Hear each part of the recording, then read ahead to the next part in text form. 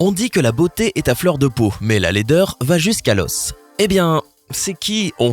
Et pourquoi nous préoccupons-nous de ce qu'ils disent ? Et tant qu'on y est, pourquoi certaines choses semblent-elles plus mignonnes que d'autres ? Donc tu cherches quelque chose de vraiment important en ligne, comme sympa, quand tu tombes sur un mème ou une vidéo avec un chaton à croquer. Tu cliques dessus juste une seconde et soudain tu réalises que tu as passé 2 heures à regarder une quantité infinie de vidéos de chats. Ça te semble familier ? Si c'est le cas, tu te demandes d'où sort ce blackout de mignonnerie. Avant de découvrir ce qui rend certaines choses bien trop adorables pour résister, abonne-toi à notre chaîne et active les notifications afin de rester à jour sur Sympa. Pourquoi trouvons-nous certaines choses mignonnes ?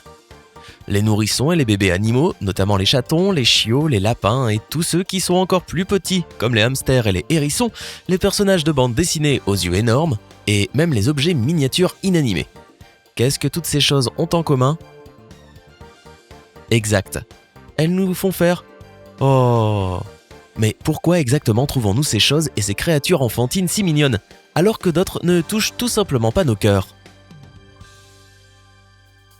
Cette question intéresse les scientifiques depuis des siècles, et la réponse se trouve dans la science de la biologie de l'évolution. Au cours des siècles, les humains ont toujours lutté pour survivre en tant qu'espèce. Pour ce faire, nous devons transmettre les gènes et prendre bien soin de la prochaine génération afin de les garder en sécurité. Même si tu n'as pas d'enfant, tu es tout de même parfaitement capable de prendre soin de la progéniture de quelqu'un d'autre parce que c'est naturel chez les humains. Tu ne passeras pas indifférent devant un enfant en pleurs, qui est tout seul et qui visiblement a un gros problème, on est d'accord ? Sandra Pimentel, psychologue au Montefiore Medical Center de New York, explique qu'un simple regard sur un enfant sans défense et même sur des objets miniatures active instantanément cet instinct de soin dans ton cerveau. Il libère également de la dopamine, le produit chimique qui te rend heureux et empathique lorsque tu regardes quelque chose qui est vraiment chou. Cela te donne envie de regarder des choses mignonnes encore et encore parce qu'on se sent juste super bien. C'est quoi exactement qui rend les choses mignonnes ? En 1943, l'éthologiste autrichien Konrad Lorenz a inventé un mot spécial pour résumer les particularités de la beauté. Comme tu le sais déjà, les humains ont tendance à s'exprimer avec des « Oh » en voyant des aspects enfantins. Alors tu ne seras donc pas surpris d'apprendre que Lorenz l'appelait Kindchenschema, soit le schéma du bébé. Ces caractéristiques comprennent une grosse tête par rapport au corps. Le rapport mignon tête-corps pour les bébés est de 1/4. La même règle s'applique aux personnages de dessins animés super chou. Tu as probablement remarqué que les plus mignons ont généralement une tête arrondie et large. Le cerveau des bébés a presque la même taille à la naissance qu'à la fin de leur vie, de sorte que leur tête est volumineuse.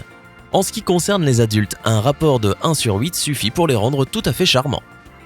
Un grand front et de grands yeux. Lorsque les yeux et les oreilles sont positionnés assez bas dans le crâne, cela crée un front plus large. Et les yeux bien espacés sont assez grands par rapport au reste du visage. Qui arrive à dire non à ces énormes yeux ? Tu sais, un peu comme ceux du chapeauté. Moi perso, je n'y arrive pas. Et il s'avère que c'est assez facile pour les enfants de te faire craquer avec ce regard qu'ils arborent dès la naissance. Une petite bouche et un petit menton. Une petite bouche placée plus près des yeux est une autre caractéristique adorable. En fait, dans certaines cultures, il y a une appréciation particulière pour la mignonnerie, comme la tendance japonaise au kawaii, où les jolis personnages animés n'ont souvent même pas de bouche. C'est parce que le cerveau perçoit inconsciemment une grande bouche comme agressive et menaçante. Un petit nez. Plus le nez est petit et doux, mieux c'est. Il peut même sembler qu'il n'est pas complètement développé, ce qui ne fait que le rendre plus mignon. Des joues rondes. Celui-ci est assez explicite, qui n'aime pas les joues potelées. Tu sais, celles que tu ne peux t'empêcher de pincer. Maintenant, tu sais pourquoi grand-mère se rue dessus en permanence. Un corps doux et rond.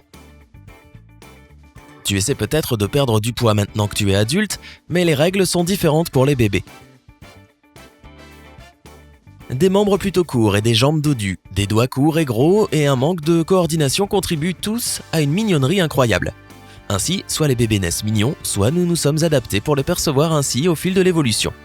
Ils restent ainsi jusqu'à l'adolescence, lorsque leur corps commence à s'allonger et à s'affiner. Le schéma du bébé fonctionne aussi avec les animaux, alors essaie ce petit test. Peux-tu dire lequel de ces deux chatons est le plus mignon ? Si tu as choisi le plus poilu, alors tu as raison. Ce chaton est une vraie petite boule de poils, son corps est plus rond et c'est pourquoi il nous semble plus mignon. Il en va de même pour les dessins animés. Mickey Mouse, par exemple, est passé d'un adulte au nez dur à une adorable petite créature aux grands yeux qui nous a tous fait craquer. Et c'est vrai que tout le monde aime les personnages avec des yeux énormes et des traits doux. Pourquoi trouvons-nous les objets inanimés si mignons ? S'il est évident que les bébés, autant humains qu'animaux, sont si mignons, qu'en est-il des objets inanimés ? Peuvent-ils vraiment activer ton instinct de protection ?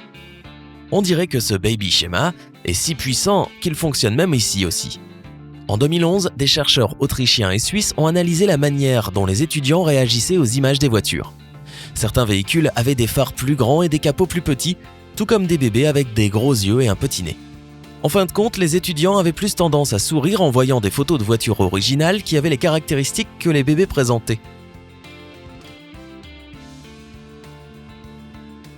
Quant aux choses qui n'ont pas d'yeux ou quelque chose qui ressemble à un œil, elles peuvent quand même faire fondre ton cœur parce que tu apprécies l'effort qui a été mis à leur production.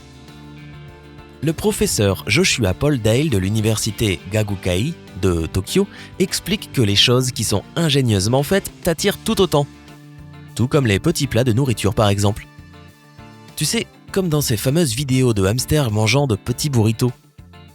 Voir des choses minuscules a aussi tendance à t'encourager à t'amuser, ce qui te rappelle ton enfance.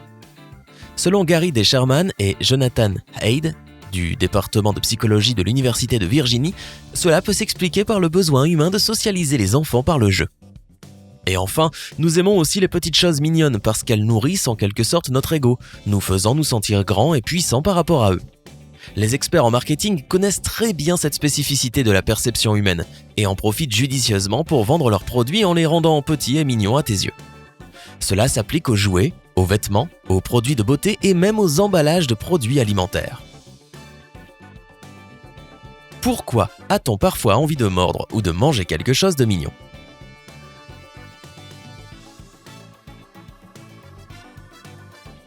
Parfois, les choses ou même les créatures vivantes ont l'air si mignonnes qu'on a l'impression qu'on pourrait les dévorer.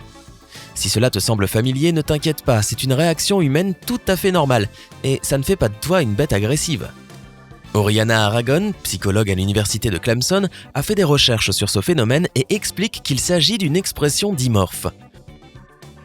En langage simple, c'est une réaction que tu exprimes qui est différente de ce que tu ressens réellement. C'est comme pleurer quand on est heureux et rire quand on est nerveux. La mignonnerie ne s'accompagne pas seulement de poings serrés et du désir de mordre, mais aussi d'un son « oh » suivi d'un froncement de sourcils. Alors tout va bien, tu ressens encore des émotions extrêmement positives qui ressemblent seulement à de l'agressivité ou de la tristesse. Les animaux peuvent-ils trouver quelque chose ou quelqu'un de mignon ?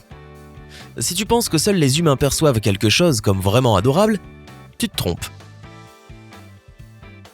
Les éléphants, qui ont des connexions cérébrales similaires à celles des humains, sont capables de faire la même chose. Ils ont un hippocampe énorme et incroyablement complexe, la partie du cerveau responsable du traitement de l'information émotionnelle.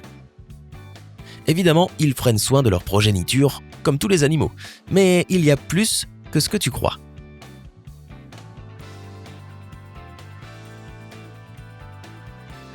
Les éléphants peuvent souffrir du syndrome de stress post-traumatique, SSPT. Pleurer la perte d'un membre de leur famille et ils trouvent les humains mignons. Quand ils nous voient, la même partie de leur cerveau s'allume, comme lorsque nous voyons des chatons ou des chiots. Et nous, les humains, avons l'air de tout petits bébés pour ces grands animaux très futés. Oui, l'hippocampe. Quelle est la chose la plus mignonne au monde ? Donne-nous ton opinion dans les commentaires ci-dessous. N'oublie pas de cliquer j'aime sur cette vidéo, de cliquer sur s'abonner et de la partager avec tous tes amis. À bientôt sur Sympa.